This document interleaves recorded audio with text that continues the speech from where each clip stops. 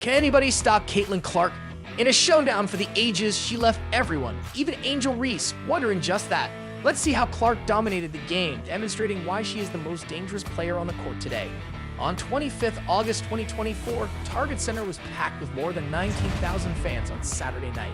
Yes, 19,000. But they weren't just playing for the Minnesota Lynx' playoff win over Indiana.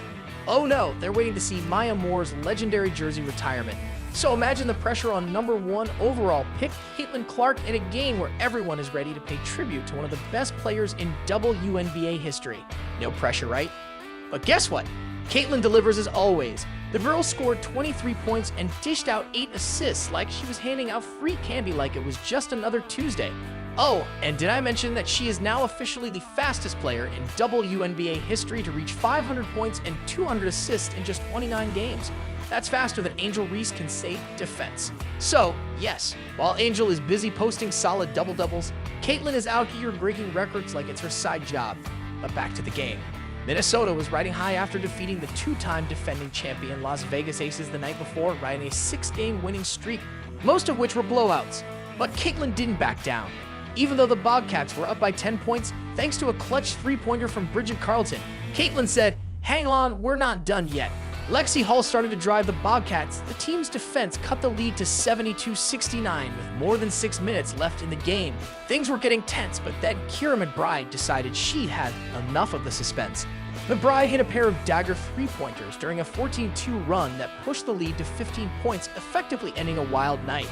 Now, if only Angel Reese could command the court like this, wouldn't it? Of course, Kelsey Mitchell scored 21 points for Indiana, while Aaliyah Boston was a beast with a 15-rebound performance. But let's face it, this game is Caitlin Clark proving why she's the next big thing. She turns heads here without fear, unlike Reese, who is, what, consistent down low? Don't get you wrong, Angel is great, but we're talking game-changing talent here, not just padding statistics. Caitlin is here doing what Maya Moore did for the Bobcats, improving her team, changing games, and making history. On August 31st, the Indiana Fever walked into Wintrust Arena in Chicago on Friday night like they owned the place, and by the end of the night, they certainly did. Caitlin Clark had her best game yet, scoring a career-high 31 points and dishing out 12 assists in a win over the struggling Chicago Sky, as the Fever finished with 181 wins. Angel Reese, the rookie talent billed as Clark's main rival, yes, she also had a double-double, 10 points and 11 rebounds, but honestly, those numbers were more like padding at the end of a game with the game well out of reach. Now let's take a moment to appreciate Clark's latest masterpiece, 31 points on 8 for 14 shooting. She was basically Steph Curry, taking 5 of her 9 shots from beyond the arc like it was a free throw contest. Oh, and by the way, she's the only player in history to score at least 25 points and 10 rebounds in 3 games in a season. You heard that right. Clark isn't just a scorer, she's a walking, talking stat sheet stuffer who controls games by scoring and running the offense. Not to mention it was her 11th double-double, which means she wasn't just filling the numbers, she was the real deal. And Angel Reese? Sure, she had her 23rd double-double of the season, but the low impact of 10 points and 11 rebounds felt like background noise compared to Clark's firepower. Let's face it, Reese's 10 points looked more like what was left after Clark cleaned up. Remember when this was supposed to be the ultimate showdown between the two rookies? The media wants us to believe this is going to be a heavyweight fight. But from the first hint, it's more like Clark is playing 4D chess while Reese is stuck in a game of checkers. The Sky tried to make the game interesting with an early run, even taking a 21-9 lead on a quick basket from Lindsay Allen. But Clark disagreed. The Fever flipped the script on the Jets with a 34-12 run that put the Sky in trouble. Just like that, Indiana Fever took over and there was no looking back. The two teams played very close in the first 2 games, but what about this game? Not even a game. Clark hit consecutive three-pointers in the second quarter and Chicago was basically in trouble. You know something is bad when Kelsey Mitchell's 23 points almost feel like an afterthought in the face of Clark's dominance. Indiana finished with a season-high 100 points, while Chicago also scored a season-high against its opponents. Thanks for playing Sky. Behold, Reese had a great rookie season. 23 double-doubles, respect. But what if we're talking about impact, statistics that really matter in big games, and the ability to improve your team? Not even close. Clark carried the heat and led the team to a solid 16-16 record and a shot at making the playoffs, while Chicago fell just short at 11-20. 11-20. Do you want Rookie of the Year? Maybe start by winning some games. Can we talk about Clark's leadership?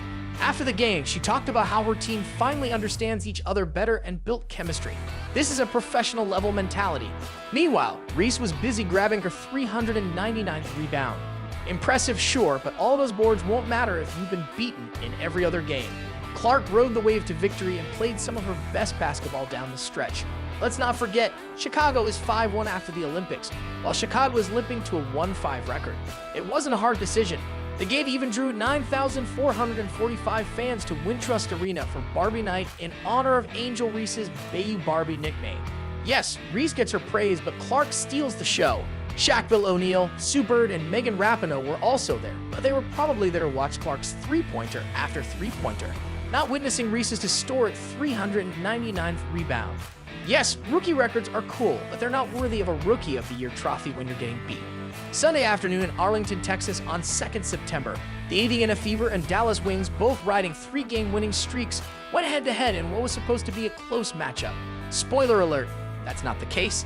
Caitlin Clark, fresh off a career-high 31 points against Angel Reese, isn't here to let Dallas ruin her flow. No, she went on to score 28 points and dish out 12 assists, leading the Fever to a 193 victory in what felt like an audition for Rookie of the Year, and Clark nailed it. Now, let's talk about how ridiculous Caitlin Clark's performance in this game was. She scored 28 points, dished out 12 assists, and knocked down 5 3-pointers like it was just another day at the office. Let's not forget that Clark is basically a living WNBA history book at this point. The last time she played at Texas, she had already made headlines by setting a WNBA assist record with 19 assists. This time she said, "Yeah, I'm going to light them up with my score and playmaking." Talk about versatility.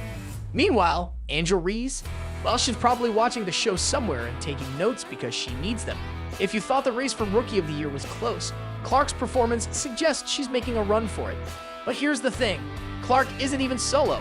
Kelsey Mitchell was right next to her, scoring 36 points, including a clutch three-pointer with 1:58 left that all but sealed the win.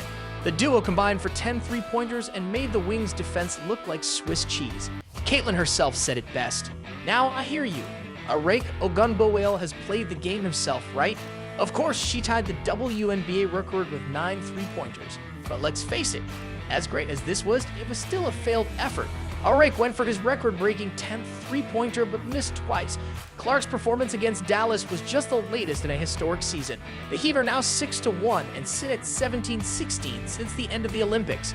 Meanwhile, the Dallas Wings trailed 23-9 despite Eric's stellar performance. Ouch. Oh yeah, did I mention the Fever have won 3 straight on the road? Not only were they victorious, they were dominant, and Clark was the conductor of this unstoppable train. If there were any doubts about the Rookie of the Year race, Clark is here to turn them into exclamation points every night. There's so much more coming our way from Clark, but is there anything you think she needs to focus more on? Let us know in the comments. If you enjoyed the Caitlin video, then you must check out this video. I'm sure you'll love it as well. Have an amazing day.